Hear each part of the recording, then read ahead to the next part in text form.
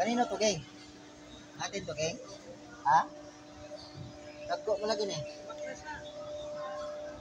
So what's up mga kangkol? Good morning. Nandito pala ako ngayon sa Q-Mart Palengke, ano? At yan, bibili tayo ng avocado. Ayan, ang avocado dito sa Q-Mart, 350 ang kilo.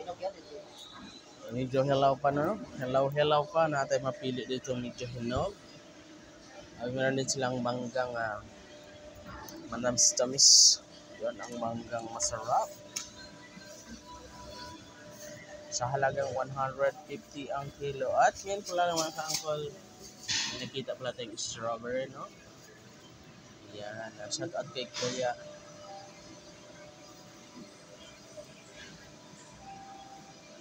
Yan, 150 ang kilo ng kanilang manggang guwapa. Kaya mga prutas rin mga ka-angkol, ayan, itong Q-Mart Palengke. Pabilihan talaga ito ng pila tanan. May 25. So ayun mga ka-angkol, no? Ganda-ganda talaga ng mga avocado. Kaso lang hilaw pa ni. Hilaw pa kay gahe pa sa kuan.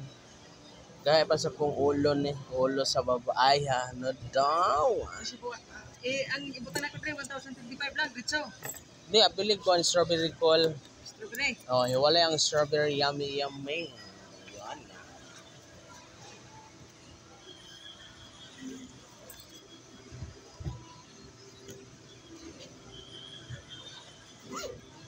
Oh my God.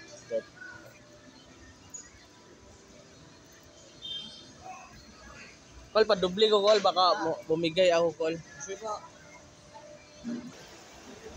So yan mga kangkol, tapos na tayong bumili ng avocado at tayo ko'y babalik na.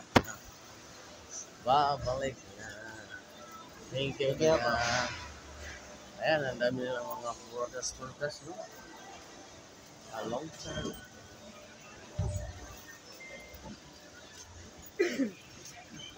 Ay, si mangosteen.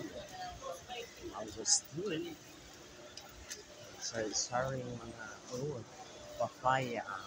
Ayan.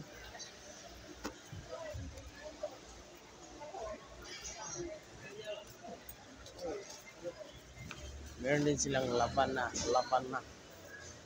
may tawag sa mga laban na go. Ang tawagin ko yabano. Aris. Right. Ayan, yun na yung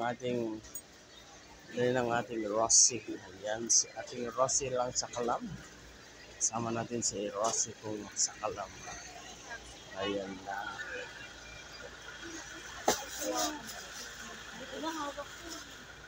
So yun lang mga kaangkol. Thank you for watching. God bless you all. Ayan, Q-Mart Palengke. Mga tinda ng mga prutas. So yun lang po mga kaangkol. Thank you for watching. God bless you all. Ang pinakamalakas si Uncle na laging dinadala kanyang offer. Alright.